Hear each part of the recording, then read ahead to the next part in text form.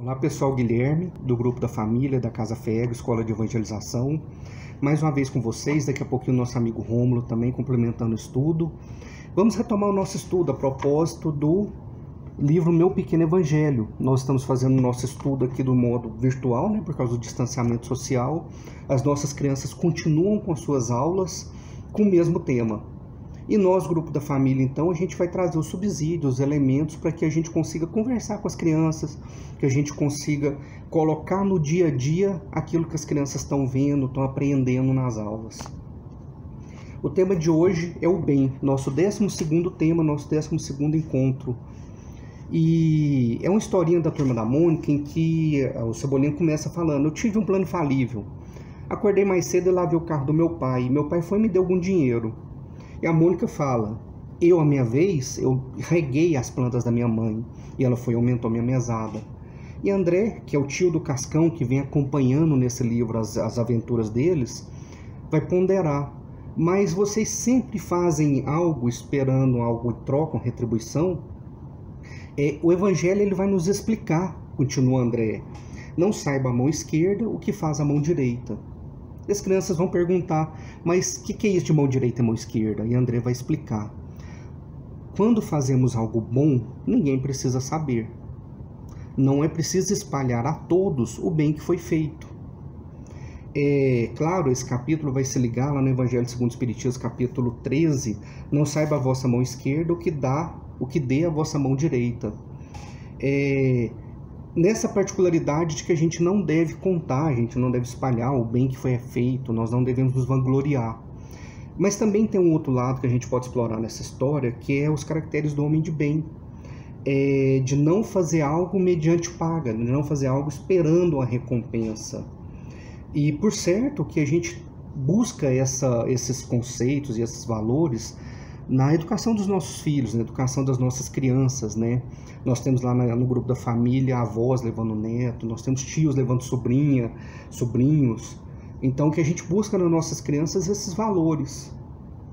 E de tudo é super pertinente, então, que a gente vá buscar lá no Evangelho segundo o Espiritismo, capítulo 13, a leitura do item 3. Capítulo 17 do Evangelho segundo o Espiritismo, Sede Perfeitos, o item 3, o homem de bem, que Kardec vai enumerar uma série de qualidades daquele que quer ser o homem de bem, em que começa que o homem de bem é aquele que cumpre a lei de justiça, amor e caridade na sua maior pureza, e vem enumerando a série de qualidades a tal ponto que chega: possuindo do sentimento de caridade e de amor ao próximo, faz o bem pelo bem, sem esperar paga alguma. Continuando a série de qualidades, ao final ele vai falar de um modo que o caracterizou de bom senso, que não ficam assim enumeradas todas as qualidades que distinguem o homem de bem, mas aquele que se esforce por possuir essas qualidades está no caminho para chegar lá, está no caminho para atingir o homem de bem, para se transformar nesse homem de bem. A gente já conversou muito lá no grupo da família sobre que a gente impõe a nossa autoridade, que a gente deve educar os nossos filhos, trazendo essas qualidades, esses valores para a educação deles, mas que nós também devemos buscar a nossa autoiluminação, que nós devemos buscar a correção dos nossos atos. Porque senão fica um discurso vazio. Por enquanto nós conseguimos impor a nossa autoridade às nossas crianças, pela tenridade deles. Mas à medida que eles vão crescendo, eles veem que o discurso não corresponde à prática. Veem que aquilo que a gente exige não é o que a gente faz. E o nosso discurso fica vazio. Eles nos julgam e vão perceber isso. E, continuando as nossas conversas lá no grupo da família, nós chegamos à conclusão que também, não só pelas crianças, por óbvio, mas por nós mesmos, nós devemos buscar a nossa iluminação íntima. Nós devemos buscar a nossa reforma íntima. Seguir o nosso caminho de homem de bem, de nos reformar, fazer a nossa reforma íntima. Que esse é o nosso caminho. Por óbvio que vai auxiliar na educação, que não há outro modo de educar que não pelo exemplo, e que a gente precisa ser o exemplo desse homem de bem, não só na nossa casa, mas nas nossas relações de trabalho, nas nossas relações sociais. E a propósito disso, convém a gente ver o item 919 do Livro dos Espíritos, que é como chegar lá, como perceber se a gente está nesse caminho do homem de bem. E aqui a gente já está buscando o nosso mesmo, já na ânsia de a gente se melhorar, de a gente buscar a nossa autoiluminação.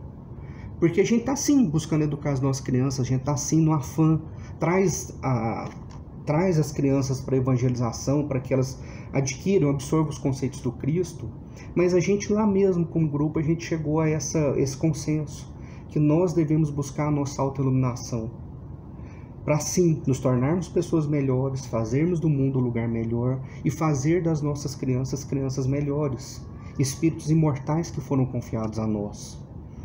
É uma pergunta lá no 919 que Kardec vai fazer, e quem acaba respondendo é Santo Agostinho. E qual que é o meio prático e eficaz que tem o homem de se melhorar nessa vida? E é respondido: um sábio da antiguidade vos disse, conhece-te a ti mesmo. Mas como fazer isso? Kardec redargue. Como fazê-lo? Como conhecê-lo? E Santo Agostinho vai falar: faz como eu fazia na terra. Ao final do dia, examina a tua consciência. Veja se você obrou o mal contra a lei de Deus, contra o seu próximo e contra si mesmo. Ao fim do dia eu passava em revista o que eu fizera e perguntava a mim mesmo: não faltar algum dever com ninguém? Alguém tem algum motivo de se queixar de mim? E foi assim que cheguei a me conhecer.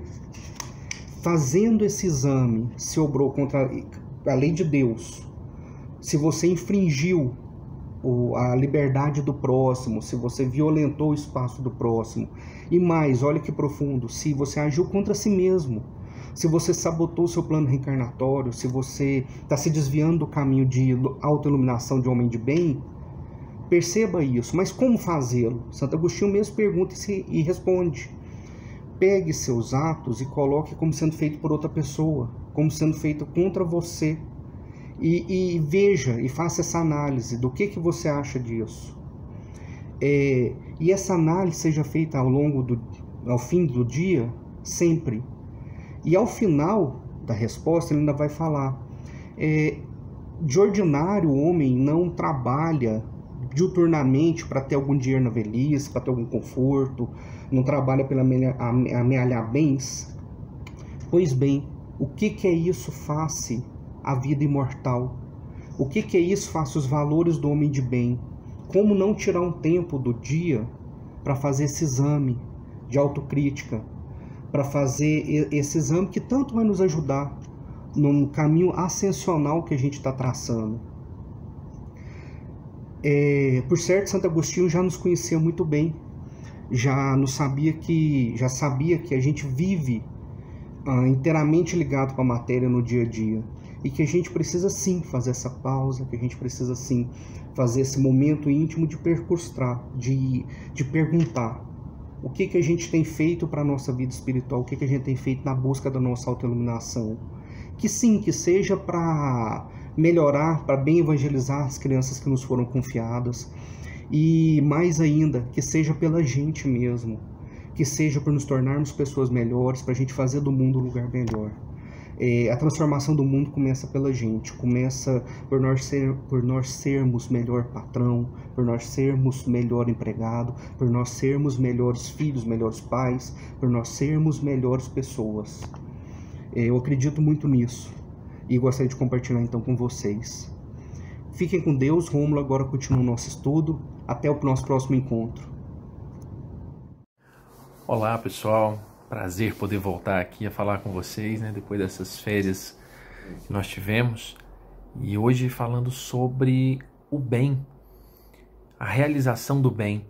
Algo que tão simples, mas que obviamente precisa tanto ser reforçado nos nossos conceitos, porque sempre temos associado a ideia de fazer o bem, participar de grandes atividades, realizarmos grandes volumes de atividades que sejam sempre ligadas até mesmo a fora de nossa casa, quando já a Teresa de Calcutá já mencionava, né, que o que ela faz é uma gota no oceano, mas sem essa gota o oceano seria menor.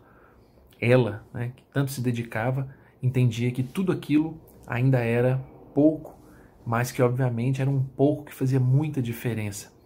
Isso nos faz pensar um pouco nessa questão do que são as pequenas ações e as grandes ações, reforçando aquele conceito, né, de que as pequenas ações feitas com imenso amor é desse bem, é a esse bem que Jesus nos chama a pensar com muito carinho o como fazemos, prepararmos as coisas para as pessoas, desde você cobrir um filho à noite que tem sono, né, colocar ali aquela cobertazinha nele, ou falar-lhe palavras para que ele possa tornar-se uma pessoa melhor, ou educar, na verdade, de maneiras diversas, mas sempre com o intuito de tornar a criatura melhor.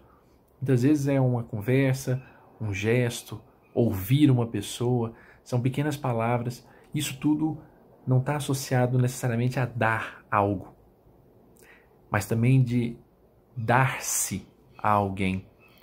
Então esse bem é que talvez Jesus tenha assim convocado para que, conforme o Evangelho de Lucas narra, ele, Jesus, por onde passava, distribuía virtudes.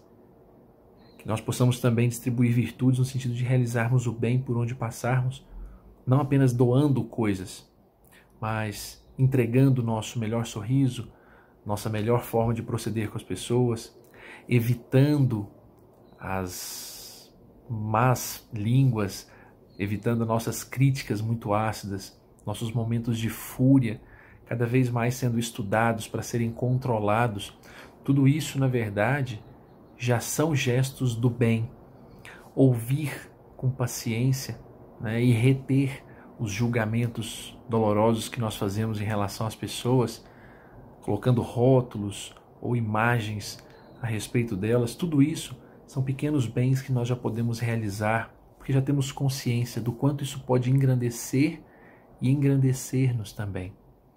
Eu deixo como reflexão importante a leitura de algumas perguntas do Livro dos Espíritos que podem ser ainda melhor aproveitadas se analisadas de maneira ideal ou sequenciada.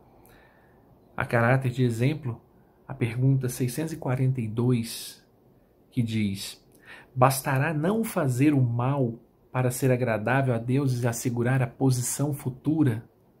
Veja que Kardec aqui já faz uma pergunta, de alguma forma falando sobre esse futuro, fazer o bem pensando no futuro. A resposta, como muitos já devem conhecer, não. É preciso fazer o bem no limite de suas forças, porque cada um responderá por todo o mal que resulte do bem que não haja feito. Então, não basta não fazer o mal, mas se eu não consigo ainda fazer o bem, aquele bem, por exemplo, numa conversa leviana, em que estão falando a respeito de alguém, nesse sentido, quando estão ali maltratando ou espezinhando a figura alheia, nós temos a oportunidade, por exemplo, de chegar e colaborar, falarmos mais. Temos a oportunidade de crescermos e nos silenciarmos por enquanto. Mas se já conseguimos falar algo também para evitar aquele tipo de conversa, ou pelo menos tomar outro rumo, se nós já temos essa condição, é esse o convite que o Espiritismo, é esse o convite que os Espíritos, nos fazem nessa hora. Quando nos convidam a não fazer, a não deixar apenas de fazer o mal. Eu não falei, pelo menos não falei nada. Mas será que eu já não tinha condição de ressaltar ou realçar alguma coisa de positivo sobre a pessoa? Ou, nesse sentido ainda, de mudar o rumo da prosa para que ninguém, na verdade, se envolva em tão difíceis pensamentos e um clima muito ruim? Então, nessa reflexão, que dá sequência na pergunta 643, haverá pessoas que, pela sua posição, não tenham possibilidade de fazer o bem? A resposta, no mesmo sentido, é outro não retumbante. Não há ninguém que não possa fazer o bem. Só o egoísta não encontra jamais oportunidade. A questão ainda se desenrola um pouco mais, mas que fique claro o recado. Não há ninguém, qualquer pessoa. Mas aquela pessoa tem limitações de ordem física de toda ordem. O bem que ela emana de si com seus pensamentos já é um bem que ela pode fazer. Mas aquela pessoa tem uma limitação moral. Muitas vezes ela se entrega ou realiza atividades que outros que tenham condição moral, como é bem vista por aí, não o fazem. Então, percebamos que questões como essa mexem conosco, porque na verdade nos despertam para a necessidade que temos de pensar o bem de uma maneira muito especial. A pergunta 646 ainda arremata a exatamente o capítulo que fala sobre o bem e o mal. O mérito do bem que se fez está subordinado a certas condições. Dizendo melhor, há diferentes graus no mérito do bem? E a resposta: o mérito do bem está na dificuldade. A questão ainda se desenrola, mas é bom que nós lembremos que aquele que na verdade dá do que sobra, aquele que faz apenas porque está tranquilo por fazer, não se pode comparar com aquele do óbolo da viúva, como diz Jesus na própria passagem da mão esquerda e da mão direita. Ele ressalta que esse tem um valor maior.